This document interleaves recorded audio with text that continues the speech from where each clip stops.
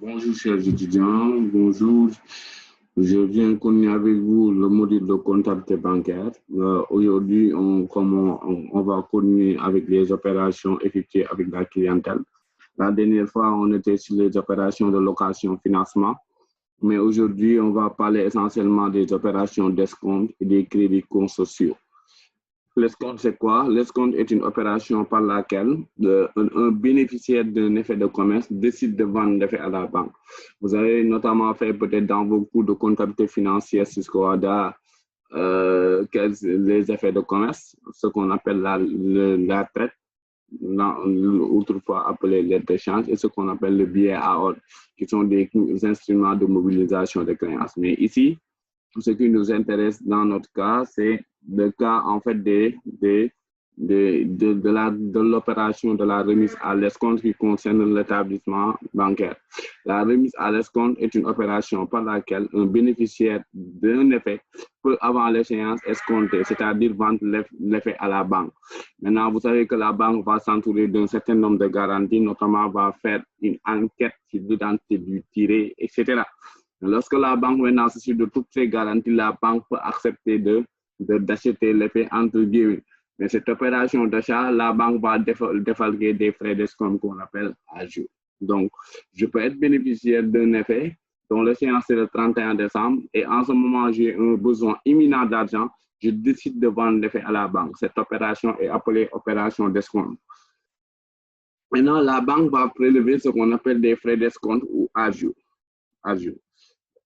Donc, elle va verser le montant net. Si le montant nominal de l'effet était, par exemple, de 5 millions, sur les 5 millions, la banque va défalquer des frais d'escompte qu'on appelle ajout et va virer le montant net dans votre compte. Et dans l'ajout, pour calculer les ajouts, c'est en plusieurs étapes. Il y a l'escompte, il y a les commissions d'endo, il y a les commissions proportionnelles, il y a les commissions fixes. Mais comment on va calculer, par exemple, l'escompte? Il y a un intérêt sur les fonds avancés proportionnellement à la valeur nominale et jusqu'au nombre de jours restants jusqu'à l'échéance. Donc, pour calculer l'escompte, vous voyez bien, on prend la valeur nominale multipliée par le taux multiplié par n sur 36 000. N représente le nombre de jours qui sépare la date de la remise jusqu'à l'échéance. Si je remets l'escompte aujourd'hui, par exemple, le 5 juillet, je peux vendre l'effet, alors que l'échéance est le 31 octobre, on va compter du 5 juillet jusqu'au 31 octobre, c'est ça qu'on appelle N. Et le nombre de jours qui sépare le nombre de jours qui sépare la remise jusqu'à l'échéance.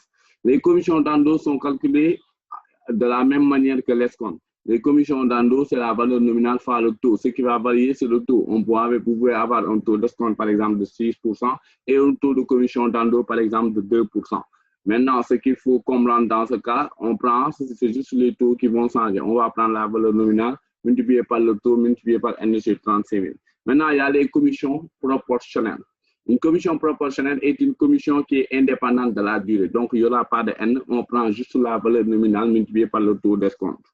Maintenant, en dehors de ces commissions proportionnelles, il y a ce qu'on appelle des commissions fixes.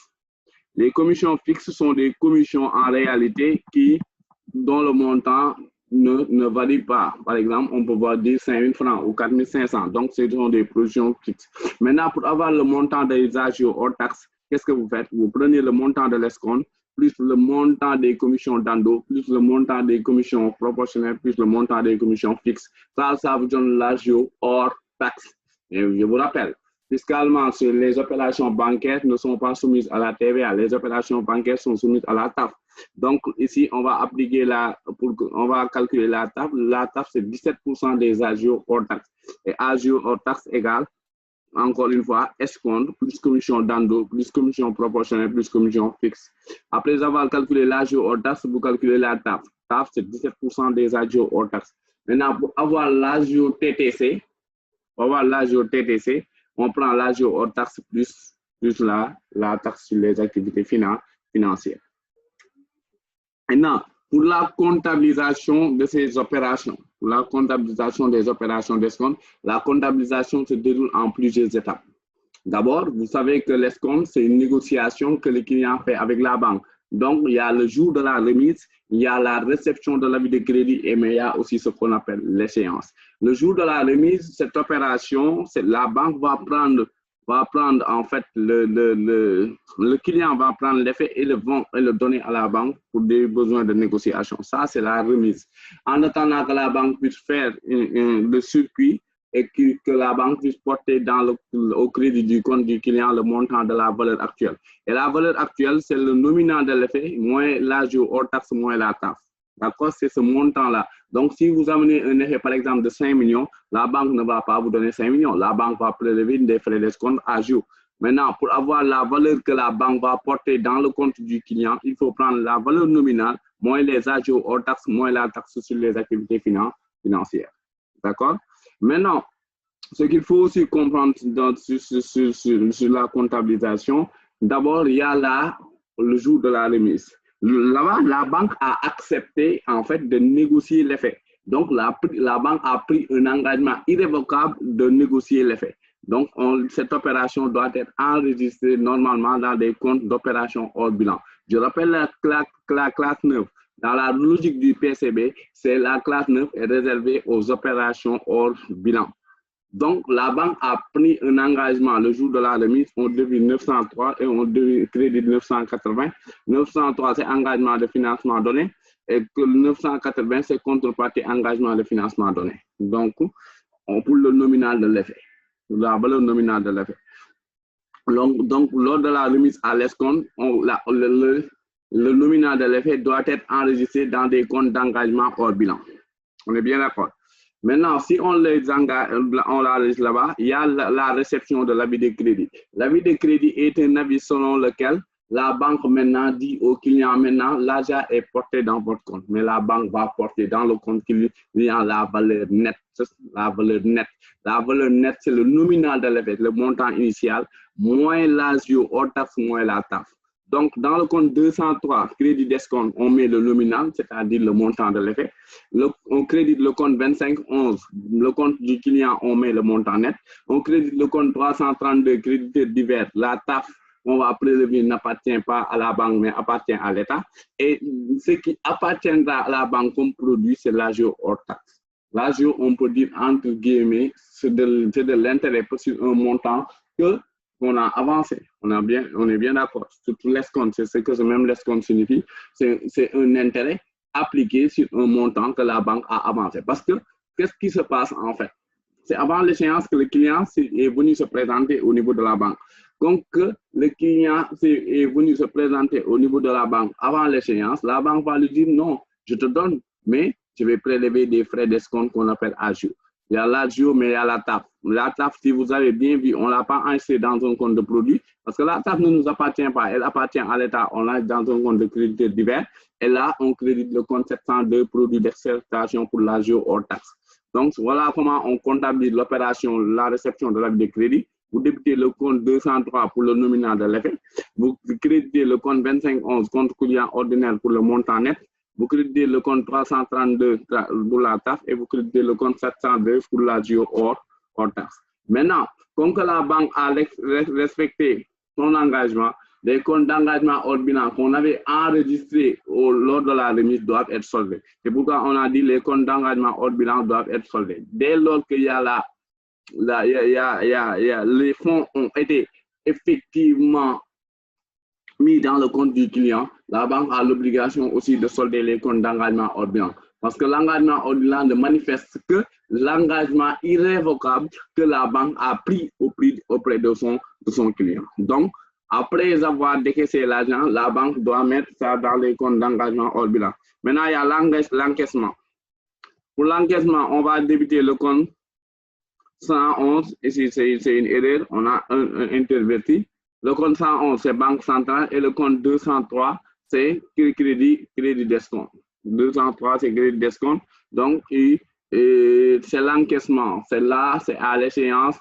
Maintenant, la banque va se présenter au niveau du tiré pour encaisser effectivement l'arrière.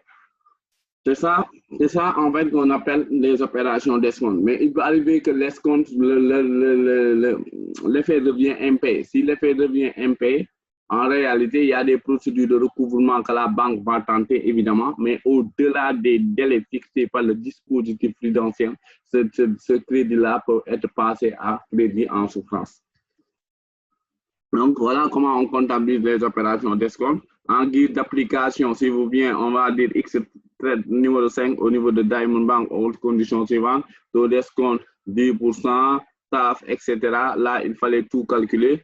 Il faut calculer ce qu'on appelle l'escompte, les commissions d'endo, les commissions proportionnelles et les montants, si vous voyez, il faut les calculer pour pouvoir sortir. Et ici, on avait trouvé, par exemple, pour la TAF, c'est 46 495. En réalité, l'agio hors taxe, c'est 276 500. Et pour avoir le montant net, qu'est-ce qu'on a pris? On a pris le nominal de l'effet, c'est 6 millions, et on a enlevé ce qu'on appelle les frais d'escompte, notamment l'agio et la taxe sur les activités financières. Et le montant net a été porté dans le compte du client. Et vous avez bien vu, dès lors qu'on a porté le montant dans le compte du client, les comptes d'engagement hors bilan ont été soldés. D'accord? Mais à l'échéance aussi, comme on a dit, à l'échéance, le compte 300, le compte 111 Banque centrale sera débité et le compte 203 crédit d'escompte. Mais cela suppose que vraiment le crédit n'est pas devenu impayé et que réellement la banque s'est engagée de manière irrévocable. La banque a effectivement encaissé l'argent. Dès lors qu'il y a des impayés, il y a des procédures de recouvrement que la banque va bel et bien tenter. Et au-delà de ça, aussi la banque peut aussi passer au-delà des délais requis par la loi le crédit en souffrance. Voilà en réalité comment on traite les opérations d'escompte. L'escompte, comme on a dit, est une opération par laquelle le bénéficiaire d'un effet décide de vendre l'effet à la banque. Mais la banque va prélever des frais d'escompte appelés agios. Mais la banque va s'entourer avant tout d'un certain nombre de garanties, notamment pour l'identification du tiré, qui doit payer cet effet. Est-ce que c'est une bonne signature, etc. Est-ce qu'il n'y a pas de risque d'impayé? Tout ça, ce sont des aspects importants, prépondérants que la banque doit mettre en place. Maintenant, il y a aussi un fait aussi, il faut que la Banque centrale débute 111 et crédité 203 crédits d'escompte. Maintenant, le traitement des crédits consortiaux, c'est le point suivant qu'on va entamer. D'abord, qu'est-ce que c'est un crédit? Qu'est-ce qu'on appelle crédit consortial? C'est lorsque plusieurs banques se regroupent pour réaliser une opération de crédit. Notamment, par exemple, la CBAO, BOA, IBA se regroupent pour financer, par exemple, une même entreprise sur un même projet. On est bien d'accord. Donc, c'est lorsque plusieurs banques, pour réaliser une opération de crédit, se regroupent pour réaliser une opération de crédit d'un même client. Ça peut être une entreprise, une collectivité publique, une banque étrangère. On est bien d'accord. Partageant la trésorerie, les produits et risques. Donc, c'est opération en pôle bancaire.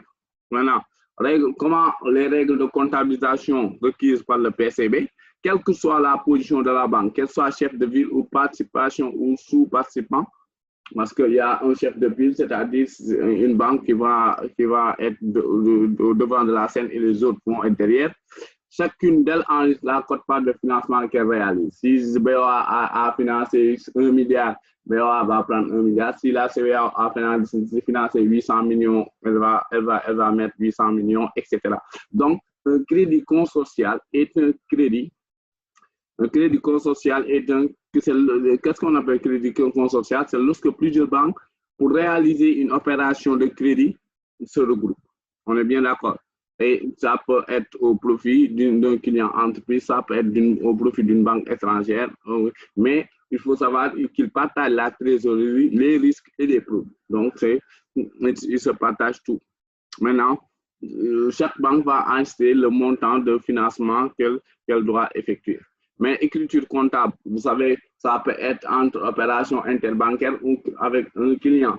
Si c'est opération interbancaire, n'oubliez pas, la classe 2, c'est pour les opérations effectuées avec la clientèle, mais la classe 1, c'est pour les opérations effectuées, pour les opérations interbancaires et les opérations de trésorerie. Écriture 202. S'il s'agit par exemple d'un crédit d'un client ordinaire, s'il s'agit d'une banque, vous mettez le taux 13,31 et vous créditez le compte du client 251 ou 1554. Maintenant, l'établissement chef de file, en outre de suivre en ordre bilan la quote-part de chaque participant. Donc, il va prendre le crédit consortial la banque 986, c'est pas du chef de file et pas du coparticipant. Notamment, si par exemple, je prends 3 banques, la CBAO, UBA par exemple, et la CBAO, UBA et BOA, et c'est la CBAO en réalité qui est le chef de file pour un crédit de 6 milliards par exemple, alors que la CBAO a donné 3 milliards et 1 milliard 500, par exemple, 1 milliard 500 UBA et 1 milliard 500 BOA. Qu'est-ce que la CBAO va faire? La CBAO va débiter dans sa comptabilité 86,51 crédits consortiaux pour le montant de 6 milliards, mais 9,86,51, la part du chef de file, c'est 3 milliards. Et les autres parties, les autres 3 milliards, c'est pour la UBA et la BOA. La pratique de chef de file décaisse souvent aux bénéficiaires du client emprunteur pour l'ensemble des banques pools et débite leur participation. 13, c'est ça. Débite leur participation 1331 ou 202 et on crédite le compte 2511. Les produits bancaires sont répartis entre parts conformément au contrat relatif, ça c'est clair. Parce que tout à l'heure, on avait dit que réellement, les différentes banques qui travaillent au niveau de ce pôle-là, ces différentes banques vont, par exemple, participer au financement, mais vont se partager les risques et aussi les produits d'exploitation. Mais le partage des risques et des produits d'exploitation se feront conformément au contrat qui lie ces différentes institutions. Donc, il faut comprendre que c'est ça un crédit consortial. C'est un crédit où les banques s'engagent réellement, plusieurs banques s'engagent à financer un même client. Mais s'il y a financement, chaque banque, l'engagement qu'elle a eu à prendre en réalité pour financer doit être enregistré. Mais la banque chef de file, parce qu'il y a un chef de file, il y a des pools, il y a des banques, il y a des banques en fait qui sont des banques participantes, mais qui ne sont pas en fait à la tête de l'opération. Mais maintenant, pour la banque chef de file, il y a des écritures particulières à faire, notamment, elle doit enregistrer toute la quote-part des autres banques participantes. Donc, ça, c'est un aspect prépondérant et important à maîtriser. Mais aussi, ce qu'il faut comprendre aussi, c'est que s'il y a risque, les différentes banques vont se partager ces risques-là. Maintenant, si vous voyez bien, on va débuter le compte 1331 après à terme, le compte 202 crédit à la clientèle et le compte 2511. Mais les produits bancaires aussi sont répartis en fonction. Maintenant, si chaque banque aussi, c'est un contrat qui les lie. Chaque banque sera, si je participe tant, j'aurai un produit de temps. Si je participe tant, voilà les risques qui m'entendent, etc. Mais il y a un contrat entre les différentes banques, notamment la banque chef de file et les autres banques qui sont participantes. Ça, c'est un aspect important aussi à maîtriser. C'est un point déterminant. Mais aussi, il faut faire une nuance. Hein? Ça peut être le financement de ce crédit consortial peut être, par exemple, au profit d'une banque étrangère, ça peut être aussi au profit d'une entreprise. Si c'est au profit d'une banque, on sait qu'on va utiliser les comptes de la classe 1, qui sont les comptes d'opération interbancaire. Mais s'il s'agit, par exemple, d'un client ordinaire, entreprise, par exemple, ou personne physique ou morale, dans tous les cas, on va utiliser les comptes de la classe 2 qui sont prévus pour les comptes d'opération effectués avec la clientèle. Ça, c'est un aspect extrêmement important à comprendre. Notamment, c'est des cas particuliers, mais qui existent, notamment des techniques que les banques utilisent en fait pour financer un seul client. C'est ce qu'on appelle en fait le crédit consortial. C'est ça l'esprit. Et il faut savoir que les banques qui ont financé en fait cette opération, ces banques ont l'obligation aujourd'hui de se partager des risques.